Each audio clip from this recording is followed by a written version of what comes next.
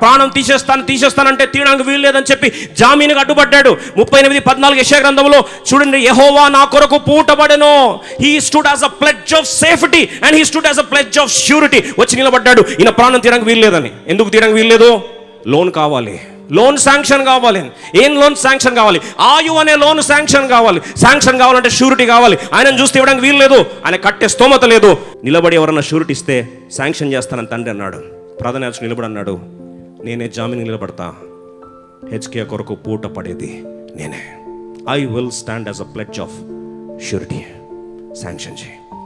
Loan sanction చేస్తున్న officer 15 years granted సంతకం పెట్టాడు, స్టాంప్ కొట్టాడు. ప్రవక్త వచ్చి అన్నాడు, ఏం చేసావయ్యా? మూలిగాను. 15 సంవత్సరాలు ఎక్స్టెండ్ అయింది. 15 years ఎక్స్టెండెడ్ ఫ్రమ్ 0. ఎక్స్పైరేట్ ఈరోజు 15 సంవత్సరాలకి యాడ్ అవుతున్నాయి. గుండె పగిలిపోయింది.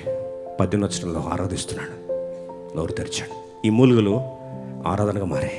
పాతాళము నీకు స్తుతి కలుగదు, మృతి నీకు కృతజ్ఞతాస్తుతి చెల్లింపదు, సమానులకు దిగువారు నీ సత్యమును ఆశ్రయించరు. సజీవులే గదా నిన్ను స్తుతించుదురు. ఈ దినమున నేను సజీవుడనై నిన్ను స్తుతించుచున్నాను అయ్యా. ఈ దినము సజీవులే నిన్ను స్తుతించుదురు. మధ్యలో జామీన్గా నిలబడ్డాడు. ఒకరోజు కరువు వచ్చింది. మరణానికి జీవానికి మధ్యలో వేలాది మంది పిట్టలు కాల్చబడినట్టు కాల్చబడుతున్నాయి. తెగులు, కోవిడ్ లాంటి తెగులు భయంకరంగా అందరి మీద విలేతాళం ఆడుతూ ఉంది. ఇక చచ్చిపోతున్నప్పుడు మోషే ఏం చేయాలో తోచలేదు. ప్రభు అన్నాడు, మోషే నువ్వు పోతే పని కుదరదు. ఎవరు పోవాలి ప్రభు? వెంటనే అహరోను పిలువు, ధూపార్తిని తీసుకోమను. అహరోను యాజకుడు పరిగెడితేనే అక్కడ కథ సుఖాంతం అవుతుంది చెప్పాడు. సంఖ్యాకాండం 16:47-48 మోషే చెప్పినట్లు అహరోను వాటిని తీసుకుని సమాజ మధ్యమునకు పరిగెత్తుకొని పోయినప్పుడు తెగులు జనంలో మొదలు పెట్టెను. కాగా అతడు ధూపము వేసి ఆ జనుల నిమిత్తము ప్రాయశ్చిత్తము చేసెను. అతడు చచ్చిన వారికి బ్రతికిన వారికి మధ్య నిలువబడగా తెగులు ఆగెను. ఈరోజు ఏ తెగులుని బాధిస్తుంది? ఏ తెగులుని కుటుంబాన్ని వేధిస్తుంది?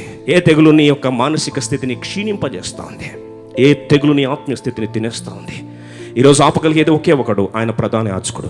జీవానికి మరణానికి మధ్యలో పూటబడి నిలబడేది ఆయన మాత్రమే. ఆయన ఎలా కదులుతాడండి అంటే, ఒక గువ్వ వల్లే కొద్దిగా నువ్వు మూలుగితే చాలు.